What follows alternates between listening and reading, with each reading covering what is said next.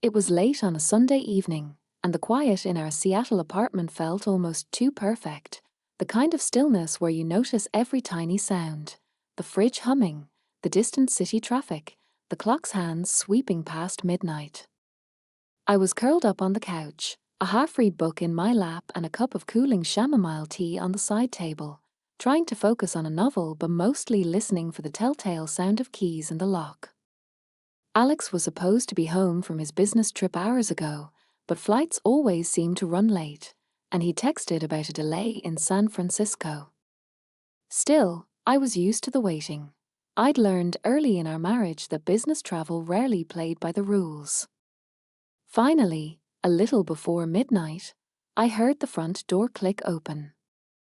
Alex stepped inside, trailing his rolling suitcase behind him, shoulders slumped beneath his navy blazer. He looked like he'd just finished a marathon, rumpled shirt, shadowed eyes, hair a bit too messy.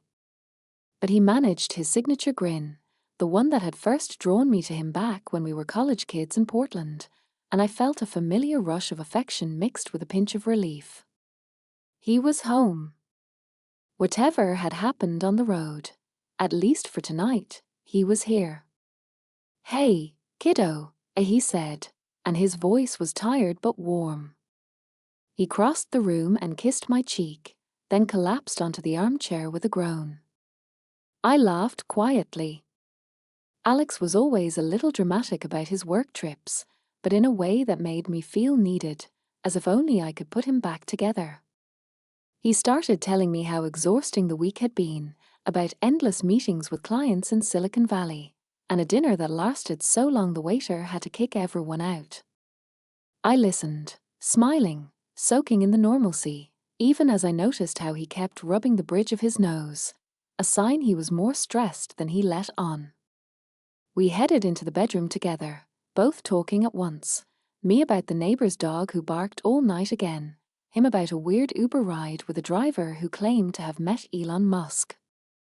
The kind of small talk that always made coming back together feel like nothing had changed. I sat on the edge of the bed and reached for his suitcase, unzipping it out of habit. Over the years, this ritual had become ours. I unpacked, he unwound. There was something intimate about sorting through his carefully folded shirts, the way he always packed more socks than he could ever need. Alex hadn't been neat before he met me, but I taught him how to roll instead of fold, and now his clothes came back in perfect little bundles. I pulled out a stack of crisp Oxford shirts, white, blue, one with tiny anchors he claimed was a lucky for sales meetings. Then came his dop kit, smelling faintly of his cedarwood aftershave, and a battered paperback novel. I found a city map, creased and wrinkled, with a few places circled in red ink. Typical Alex, always trying to find the best local coffee. I was smiling to myself, lost in the routine, when my hand brushed against something soft and delicate. At first, I thought it was a scarf. But when I pulled it out, my breath caught in my throat. A lacy black bra, feminine, intricate, expensive-looking. It was nothing like the practical pieces I owned, and definitely not my size. For a second, I simply stared, as if it might vanish if I blinked hard enough. My mind scrambled for explanations. Maybe the laundry at the hotel had gotten mixed up, maybe it was a prank by some overzealous coworker. But in my gut, I felt a heavy chill settle. This was too personal, too intimate to be a mistake. Alex, seeing my face, fell silent. He followed my gaze and his eyes widened for just a moment, barely a flicker, but I caught it. I held up the bra, keeping my voice steady, even as I felt a tremor under my skin. "Whose is this?" I asked, as evenly as I could manage. He laughed, but the sound was thin, too quick. "Oh, that? Gosh, the hotel must have messed up with the laundry service. You know how those places are." He tried to wave it off, but I watched his face. He was always a bad liar, and right now he was failing spectacularly. Still, I didn't press. Not yet. I pretended to accept his answer, folding the bra and tucking it back into the suitcase as if I believed the lie. But my heart was pounding, my mind already replaying the moment again and again. I nodded and murmured something about hotels being chaotic, but I was no longer listening to his stories.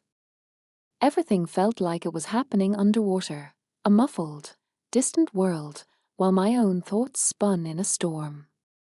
That night, as he finished his stories and went off to shower, I sat quietly on the bed, staring at the suitcase.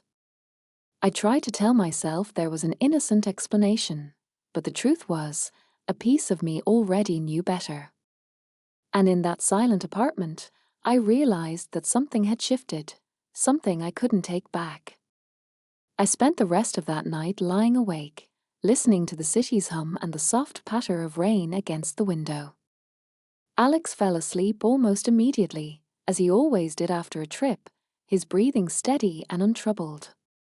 I lay on my back, eyes fixed on the ceiling, the shadows thrown by streetlights shifting across the room. My mind replayed every detail of the evening, the flash of surprise in Alex's eyes, the way he'd shrugged off my question, the foreign scent that clung to his shirt, sweet and floral, nothing like my own perfume. I tried to reason with myself. Maybe there had been some mix-up at the hotel, maybe it really was a mistake. But the feeling wouldn't let go. I remembered the way Alex had paused, just for a heartbeat, before giving his answer.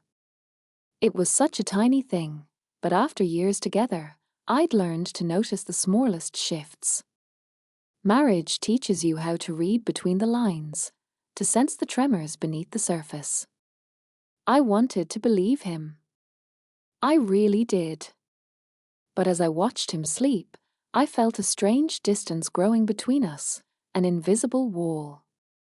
I thought about all the times he'd come home late from work, the way he sometimes guarded his phone, the inside jokes he'd mentioned from meetings I'd never heard about before. Alone in the dark, the dots connected themselves. The bra wasn't just a thing forgotten in a suitcase. It was a message. Whether it was meant for me to find or carelessly left behind, it changed everything. I told myself to wait, to give him the benefit of the doubt. But the seed of suspicion had already been planted, and I knew it would only grow. I made a silent promise to myself that I wouldn't let this slide, not for the sake of comfort, not to keep the peace. If something was happening, I needed to know. The next morning, the apartment was filled with the scent of fresh coffee. Alex moved around the kitchen with the easy confidence of someone who believed the storm had passed. He poured me a cup, humming to himself, and I watched him from across the breakfast bar, phone in hand, pretending to scroll through emails. Every word he said sounded perfectly normal. I tried to match his lightness, nodding along, but my mind was already working through everything I'd seen and heard. When he left for work, I felt a sudden urge to do something, anything to reclaim a sense of control. I found myself standing in the bedroom, staring at his suitcase. I opened it again, as if the answer to all my questions might suddenly appear. Instead, I found only the things I'd already unpacked. Shirts, socks, the usual souvenirs he brought home from business trips, a city magnet, a coffee shop punch card, a crumpled boarding pass. And in the side pocket, the bra, neatly folded. It didn't belong there, but now it belonged to me, proof, or maybe just a symbol, of whatever was unraveling between us. That evening, when Alex came home, I was careful to keep my tone casual, my smile easy. I asked him about his day, about the clients, about the new restaurant he tried for lunch. He answered every question with practiced charm, and if he noticed my scrutiny, he didn't show it. He went off to take his usual evening shower, whistling a song I didn't recognize. I waited until I heard the water running before moving to his closet, checking pockets the way I'd seen women do in old movies, half hoping, half dreading that I'd find something. My fingers found a folded piece of paper tucked into the inside pocket of his blazer. I opened it with trembling hands. It was a hotel bar receipt, 2 cocktails, a bottle of sparkling wine, dessert for 2. The date matched the night he'd called to say he was too tired to FaceTime. The world seemed to tilt a little as I held the paper. I pressed it flat on the dresser and just stared, waiting for it to make sense, for it to change into something harmless. But it stayed what it was, evidence. I tucked the receipt into the drawer beside the bra, the 2 objects suddenly heavier together, almost buzzing with significance. I could have stormed into the bathroom and demanded an explanation right then, but what would that give me? Another excuse, maybe a few more lies, the same charm he used to smooth over every problem. No, I wanted real answers, not just words. I needed more than suspicion. I needed proof. When Alex emerged from the shower, his hair damp and smelling of his favorite soap, he launched into a funny story about someone at the office. I laughed at the right moments, nodded at the right places. Inside, though, I was building a case, piece by piece. The balance between us had shifted, and he didn't even notice. He thought I was still in the same place I'd always been, trusting, unguarded, safe. He couldn't have been more wrong. That night, lying in bed next to him, listening to his slow, steady breathing, I realized I was already planning my next move. I wouldn't act out of anger. I would act out of certainty, when I was ready, and when I did, there would be no doubt about what had happened between us. The next few days moved slowly, thick with tension only I could feel. Alex settled back into our routines, leaving for work before sunrise, coming home with a practiced kiss on my forehead, recounting stories from his office in downtown Seattle. On the surface, everything looked normal, maybe even a little better than before. He was attentive, generous with small surprises, a box of donuts from Pike Place Market, fresh tulips for the kitchen counter. But underneath, I kept noticing things that didn't fit, a new brand of cologne, an unfamiliar restaurant charged to our joint credit card, the way his phone never left his pocket. I forced myself to act natural. I went to my job at the local library, made small talk with neighbors in our building's lobby, smiled when people asked about Alex's trip. I even joined a yoga class just to keep my mind from circling the same question. Was I imagining things, or was my marriage quietly unraveling? That Friday evening, we went out to dinner at a favorite Italian place in Capitol Hill. Alex seemed relaxed, almost relieved, like a man who believed he'd dodged a bullet.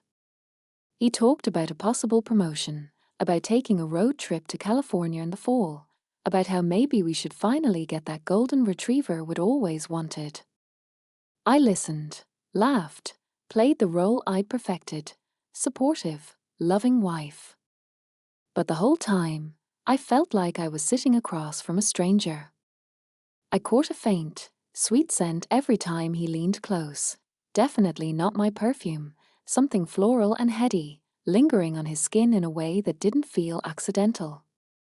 That night, as Alex drifted off to sleep, I lay in the dark, thinking about the evidence hidden in my drawer. The bar receipt, both waiting, silent witnesses to something I couldn't yet name. I knew if I confronted him now, I'd only get half-truths. I needed more. I needed to be certain, not just for myself but for whatever came next. The next morning, I woke early, heart pounding. The apartment was still, the only light the faint Seattle dawn filtering through our curtains. Alex was still asleep, sprawled on his side, face soft in the blue shadows. I studied him in the quiet, wondering if he felt any guilt at all, or if secrets had become just another part of his life. As soon as he headed for the shower, I slipped out of bed, quietly opened my drawer, and ran my fingers over the 2 clues. They felt different now, not just objects, but promises that the truth would come out, one way or another. Later that day, while Alex was running errands, I sat at our kitchen table and made a list. I'd always been a list maker, a habit from my days as a college student in Oregon.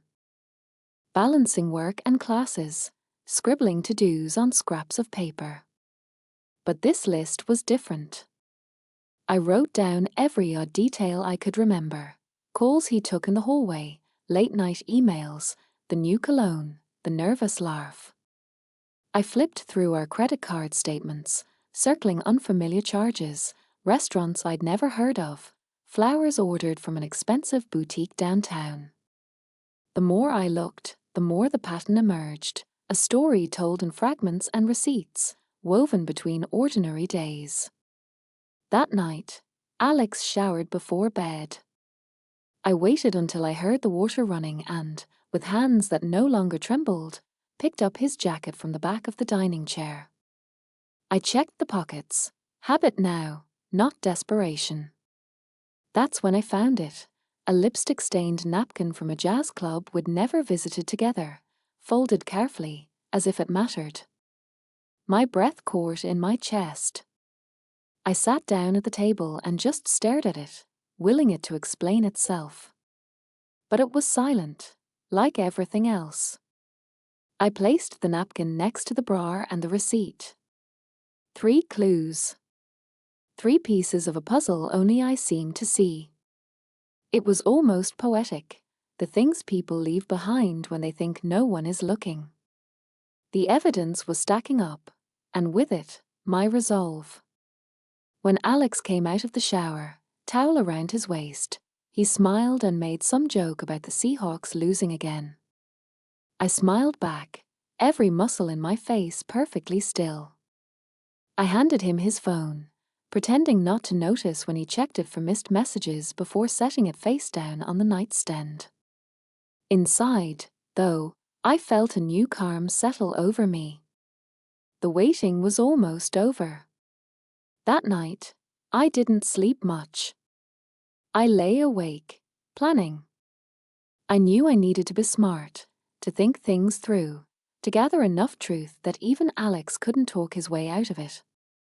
I imagined myself as a detective in one of those old noir films, sharp, unyielding, driven by something deeper than anger.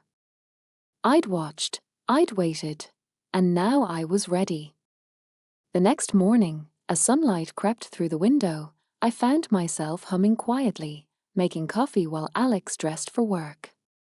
He came over, kissed me on the cheek, told me he'd be late because of a team meeting.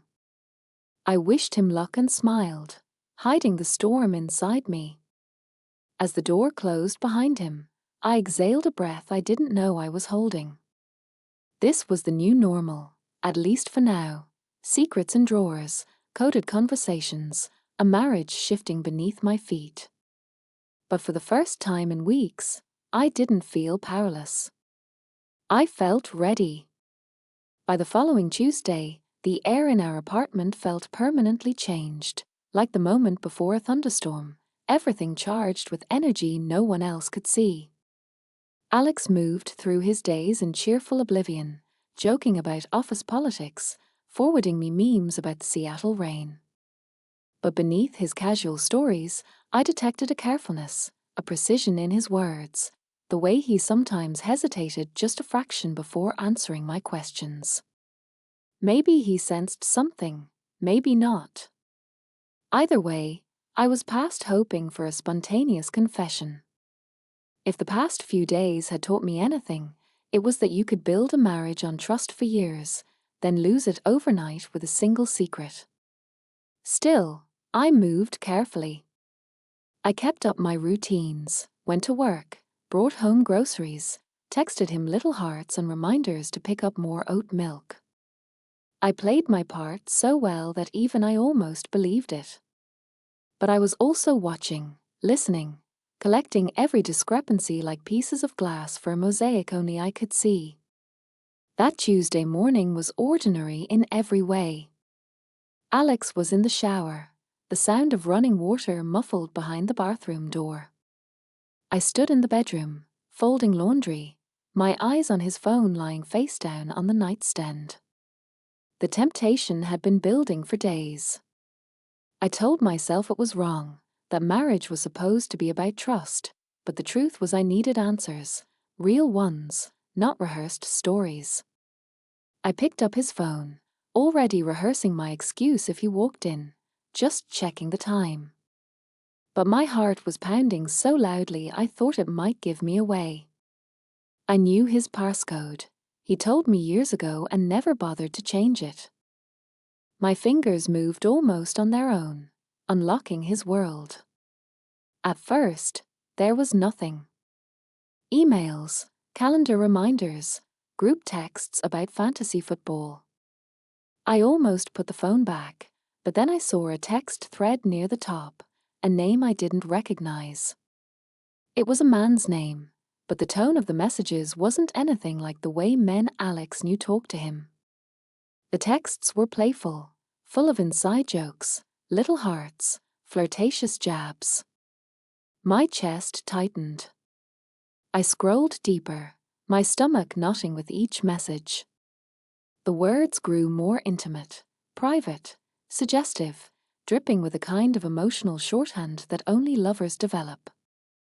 Then, about a week back, I found a photo attachment. My breath stopped. It was a picture of the same lacy black bra, draped over a hotel chair, unmistakable in its delicate design. Below it, the message, "I can't wait for you to take this off me again." The world seemed to slow down, the air in the room thickening around me. My hands felt suddenly ice cold, but I kept reading, the need for certainty driving me forward. There was more, plans to meet in the city, talk of late-night drinks, coded references to hotel rooms. The timestamps matched Alex's last trip, down to the night he'd said he was too tired to FaceTime. For a long moment, I simply stared at the screen, feeling a curious kind of clarity settle over me. This wasn't suspicion anymore. This was proof, unmistakable, undeniable. The knot of anxiety in my stomach gave way to something steadier, sharper. I felt less like a victim and more like someone preparing for a trial. The balance of power had shifted. Without thinking, I began taking photos, screenshots of every text, every date, every image. I saved them to a hidden folder on my own phone, double-checking each shot, erasing any trace from his. The entire time, the sound of the shower played on, a steady, soothing backdrop to the unraveling of my marriage. When I finished, I put the phone back in exactly the same place, my pulse finally slowing. I slid under the covers, closed my eyes, and breathed in deeply, as if I'd been holding my breath for days. Alex came out of the bathroom a few minutes later, towel around his waist, humming the latest Taylor Swift song, all casual warmth. "Hey, sleepyhead," he said. I smiled, tucking my phone beneath the pillow, locking away the evidence where he'd never think to look. But inside, I felt electric, buzzing with adrenaline, wired with the knowledge that for the first time in weeks, I had the truth. I watched Alex move around the room, getting dressed for work, making coffee, texting someone with a practiced laugh. Every word he spoke seemed to carry a double meaning now. Every gesture, every touch, belonged to someone else. Still, I played along, offering him coffee, teasing him about his obsession with green smoothies, brushing my lips against his cheek as he left for the day. The beauty of it was that he'd never see me coming. For years, he'd relied on my trust, my loyalty, the fact that I always chose peace over conflict. But not this time. I was finished being the one left in the dark. That day, as I walked through the city on my lunch break, the autumn air sharp and salty from the sound, I felt something I hadn't felt in weeks: control. I had a plan now. The countdown had begun. The week passed in a blur, each day threading more tightly with tension. I went through the motions: work, chores, brief phone calls with my mom back in Oregon, texts with my sister about Thanksgiving plans. From the outside, I was still the same Anna, steady, polite, cheerful enough. But inside, my mind ticked along, always returning to the evidence I'd gathered. The bra, the receipt, the napkin, the texts. It all lived in a folder on my phone, hidden behind an innocent-seeming app, a private archive of heartbreak and awakening. Alex continued his life as if nothing had changed, and in a way, nothing had, at least for him. He laughed easily, planned another business dinner, even suggested we book a weekend getaway for our anniversary. I smiled and nodded, played my part, but my heart was no longer in any of it. Every touch felt staged, every word rehearsed. I was living with a stranger. Or maybe just finally seeing the man he'd always been. I spent my days watching him with new eyes, seeing the little cracks in his stories, the way he checked his phone a little too quickly, the way he slipped out to take calls on the balcony, always with a hushed, urgent tone. The old me might have confronted him already, demanded an explanation, forced a scene. But the new me was patient. I wanted more than a confession. I wanted justice.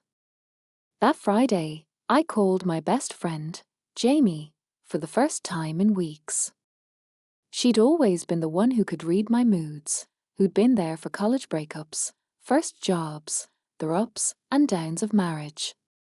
We met for coffee at a small place in Fremont, our favorite window seat waiting for us. She took one look at me and squeezed my hand. "Okay, what's going on? You've got your storms coming face on." I tried to smile, but the words tumbled out before I could stop them. Not every detail, but enough: the trip, the bra, the late-night messages. Jamie's face darkened, her voice low and steady. "Anna, you know you don't have to prove anything to anyone. If you're ready to go, just go. You're not trapped." I nodded, grateful, but explained why I was waiting. I want him to know I know. I want him to feel it, not just in private. He's so good at spinning things, Jamie. He'll have a dozen excuses ready for me. But he won't be able to lie to everyone at once. She understood, of course. Jamie always did. We made a plan, just in case I needed a place to stay, and she hugged me tightly before we parted. For the first time since this started, I felt supported. Not alone. That evening, when I got home, Alex was in the kitchen making pasta, glass of red wine in hand. He smiled like always, and for a moment I almost let myself forget everything. But as he talked about her crazy story from work, I watched the way his eyes darted away from mine, the way his hand shook just slightly when he poured the sauce. Maybe he did feel something, after all. Guilt? Fear? Or just nerves at being caught? We ate together, talked about nothing in particular, and then settled on the couch with a movie. He chose a comedy we'd both seen a dozen times. Normally, I would have curled up under his arm, but tonight I sat with my feet tucked beneath me, a cushion between us. I could feel him notice, but he said nothing. As the movie played, my mind wandered. I thought about the life we'd built in Seattle, the apartment, the routines, the way I'd let myself believe we were safe from the kind of heartbreak that happened to other couples. I thought about how easy it was to become invisible in your own marriage, to lose sight of who you were before you learned to accept less. After Alex fell asleep, I went to the balcony. The city was alive with light and sound, the Space Needle glowing across the bay, ferries moving through dark water. I took a deep breath, letting the cool air clear my mind. I was ready for this to be over. Ready to reclaim my life. The next morning, I woke before Alex.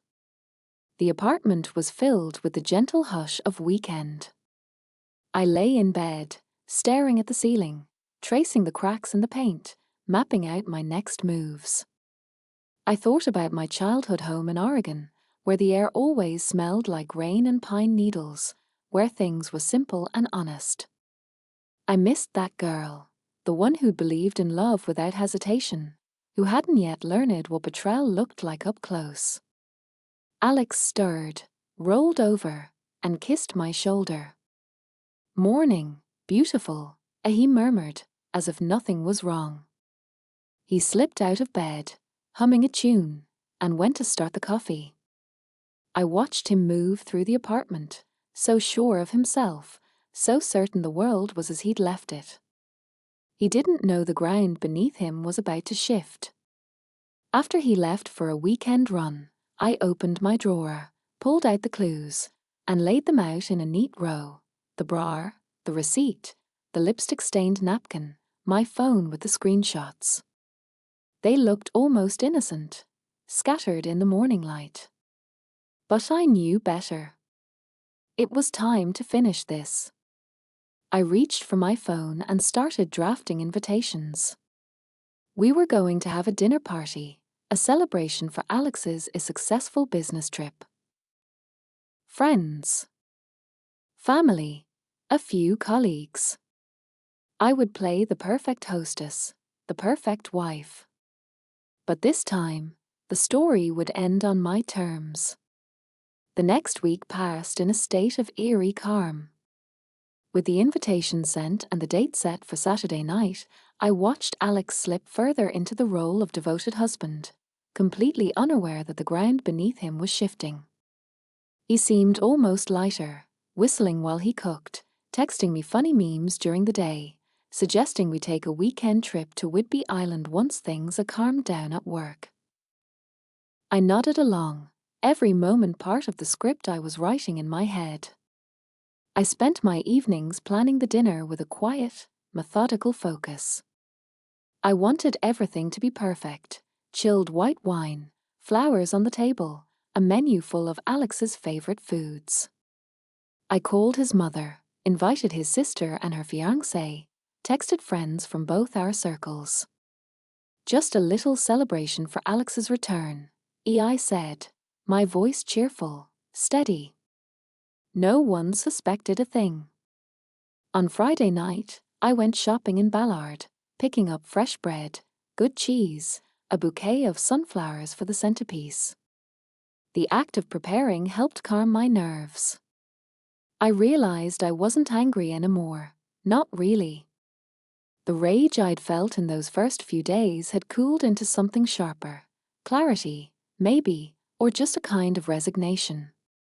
I wanted answers, yes, but more than that, I wanted to reclaim the parts of myself I'd given away, piece by piece, over the years of being us.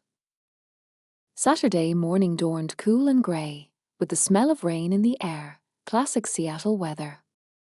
Alex got up early to run errands, and I moved quietly through the apartment, setting the table, arranging flowers, prepping the meal. I glanced now and then at the evidence hidden away in my dresser: the bra, the receipt, the napkin, the screenshots. They felt heavy in the drawer, buzzing with anticipation. By late afternoon, the apartment was filled with warmth and the sound of soft music. I wore a navy blue dress, one Alex had once said made me look like the woman who could run the world. For the first time in weeks, I felt strong. Steady. Ready. Guests began to arrive around 6. The apartment filled with laughter, hugs, and the clink of glasses.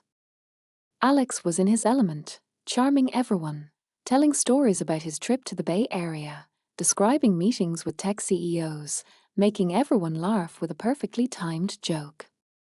I caught his eye a few times across the room. He looked so at ease, so certain that the life we'd built was unshakable. We sat down for dinner just after 7. Candlelight flickered across the table. The wine flowed, conversation hummed. I listened to stories, asked questions, smiled at all the right moments. On the outside, I was the perfect hostess. On the inside, I counted down the minutes. When the plates were cleared and dessert was almost ready, I rose to my feet and tapped my glass, smiling as the room quieted. Before we have dessert, I have a little surprise for Alex, I announced. My voice was calm, light, the tone of someone about to present a sentimental gift. Alex's eyes flickered with curiosity. A surprise? He grinned, glancing around at the guests, playing along. Should I be nervous? I laughed, shaking my head. Not at all. Just something you left behind in your suitcase. I crossed the room to the sideboard, where a small, gold-wrapped box Saturday. Every step felt strangely weightless, like I was floating above my own life, finally stepping into the story as its author, not its victim. I set the box in front of Alex, the whole room watching, waiting for the punchline. He untied the ribbon, peeled away the paper, and opened the lid. For a split second, there was silence, so complete that I could hear the traffic from the street below, the hum of the fridge in the kitchen. Alex stared into the box, his expression blank. Inside, resting on white tissue, were the black lace bra, the hotel bar receipt, and a small stack of printed screenshots. Alex's mother looked confused. His sister glanced at me, her face uncertain. The friends at the table exchanged puzzled glances, their laughter dying away. Alex swallowed. His face had gone a shade paler. But he tried to recover, his voice too bright. Anna, I don't know what. I cut him off, my voice quiet but steady. These were in your suitcase, along with a few other things I found. He looked from me to the box, to the faces at the table, and back again. For a moment, the mask slipped. He looked lost, scrambling for a version of the story that would save him, his mouth opening and closing as if searching for the script. This isn't, he started, but the words died in his throat. His mother pushed her chair back, her eyes never leaving his face. I think we've heard enough, as she said, her voice low and final. The words landed with the weight of a gavel. Around the table, no one moved. I stayed standing, hands resting on the back of my chair, meeting the eyes of each guest in turn. I wasn't looking for sympathy. I wasn't even looking for understanding. The evidence spoke louder than anything I could have said. Alex avoided my gaze, staring down at the table as if the wood grain could swallow him whole. The man who thrived on attention was suddenly the centerpiece for all the wrong reasons. Conversation resumed in fits and starts, awkward, halting, like a party after the music stops. But I wasn't pretending anymore. I'd done what I came to do. Now, all that was left was to decide how and when I'd leave for good. The apartment emptied slowly, as if no one quite knew how to move through the changed air. Alex's friends murmured awkward goodbyes, avoiding eye contact. His mother left in silence, his sister pulling her coat on with shaking hands. In the kitchen, I heard someone drop a fork and curse softly before letting themselves out. I barely registered any of it. My mind was already elsewhere, far from the mess of the night, focused on what came next. Alex followed me into the bedroom, his face a mask of shock and desperation. He tried to speak, but the words caught in his throat. Anna, please, just let me explain. It's not what you think. I didn't answer. I didn't even look at him. Instead, I walked to the closet and pulled out the small rolling suitcase I'd packed days earlier, just in case. My hands moved calmly, neatly folding the last few shirts and tucking in my favorite pair of jeans. I zipped the suitcase closed, my mind strangely quiet. He kept talking, his voice cracking with panic, trying every angle: apology, denial, justification. Anna, don't do this. We can fix it. It was just a mistake. You're overreacting. Please, just let's talk. I set the suitcase on the bed and pulled on my coat. I've listened enough, I said quietly. You've had weeks, maybe months, to tell me the truth. But you chose lies instead. There's nothing left to fix. He reached for me, but I stepped back, shaking my head. Don't, Alex. Don't make this harder than it already is. The apartment felt different now, smaller, almost suffocating. Every framed photo on the wall, every knick-knack on the shelf, felt like a relic from another life. I walked to the door, keys in hand, heart pounding but steady.